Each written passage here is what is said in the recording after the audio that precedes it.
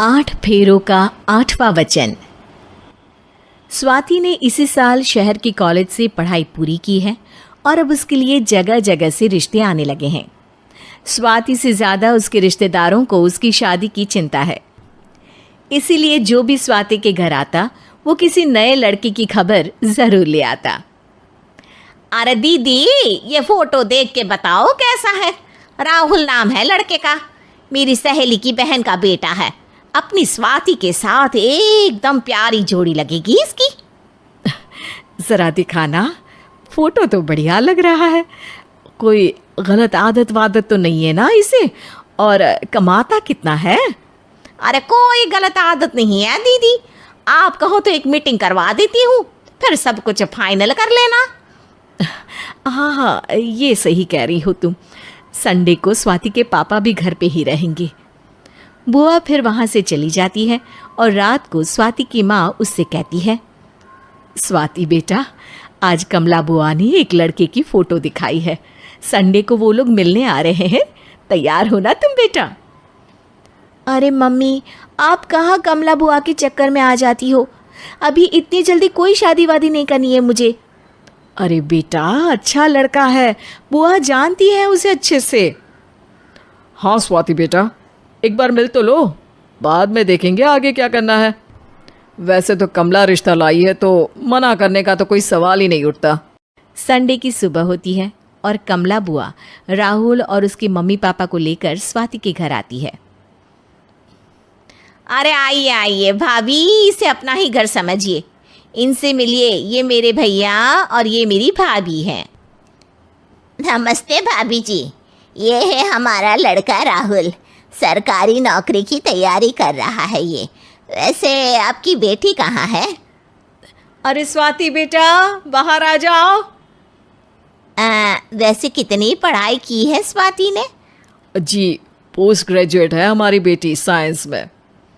ये सब तो ठीक है, पर घर संभालना जानती है या नहीं? हमें कौन सी इससे नौकरी करवानी है, नौकरी तो मेरा बेटा करेगा ही। पर मैंने इतनी पढ़ाई की है और आप चाहती हैं कि मैं घर पर ही बैठी रहूं? अरे स्वाति बेटा, ये बड़ों की बात में तुम कहाँ बोल पड़ी? हम सब देख लेंगे क्या करना है क्या नहीं। हम तो इसी बात पर विश्वास करते हैं कि घर के लड़कियां घर में ही रहे तो ज़्यादा अच्छा रहता है।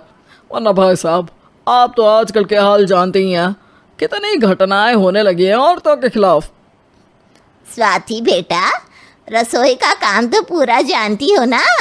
शादी के बाद तुम्हें ही संभालना है वो सब। अरे बहुत अच्छा खाना बनाती है ये, आप सब लोग इसकी तारीफ करते नहीं थकेंगे। लो भाई, हो गई मीटिंग, अब शादी की तारीख फाइनल कर लेते हैं। क्यों भैया?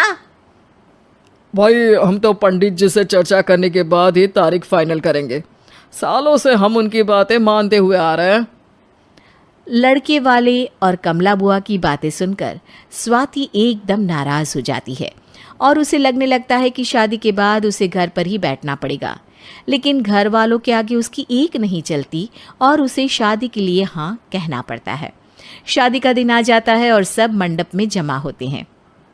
अब फेरों का समय हो गया है, अब कन्या अपने वर से 7 वचन मांगेगी।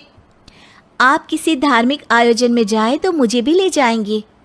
आप मेरे माता पिता का भी बराबरी से सम्मान करेंगे, हमेशा मेरा साथ निभाएंगे। आपको दोनों परिवार की जिम्मेदारियां बखूबी निभानी होगी। हर ज़रूरी बात में मेरी भी राय लेंगे। आप सभी गलत आदतों से दूर रहेंगे। आप मेरे अलावा किसी और औरत से कोई गलत संबंध नहीं बांधेंगे। ये 7 वचन पूरे हुए, वर क्या तुम्हें ये सारे वचन मंजूर है? जी हाँ पंडित जी, मैं सारे वचन अच्छे तरीके से निभाऊंगा। अरे वाह वाह, बढ़िया तरीके से सब काम संपन्न हो गया। तो इसी के साथ विवाह संपन्न हुआ और आज से ये दोनों पति पत्नी हुए। 1 मिनट पंडित जी, अभी एक वचन लेना बाकी है। अब कौन सा वचन है बेटा? मैं अब हमेशा के लिए किसी दूसरे घर में जाने वाली हूँ, तो पति के अलावा मैं अपने सास ससुर से भी एक वचन लेना चाहूँगी। अब कहो बेटी। मैं ये चाहती हूँ कि मुझ पर किसी बात की कोई पाबंदी नहीं लगाई जाएगी। मुझे सब कुछ करने की आज़ादी होगी और मैं भी विश्वास दिलाती हूँ कि मैं एक अच्छी बहू बन के दिखाऊंगी। स्वाति की बात सुनकर उसके सास ससुर एकदम चौंक जाते हैं और कुछ बोल नहीं पाते कि उतने में कमला बुआ बोल पड़ती है। अरे बेटा, ये भी कोई कहने की बात है? रानी बन के रहोगी तुम तो। वचन देने से पहले सोच लीजिए, क्योंकि शास्त्रों में वचन ना निभाने वालों के लिए नरक से भी बदतर सजा लिखी है।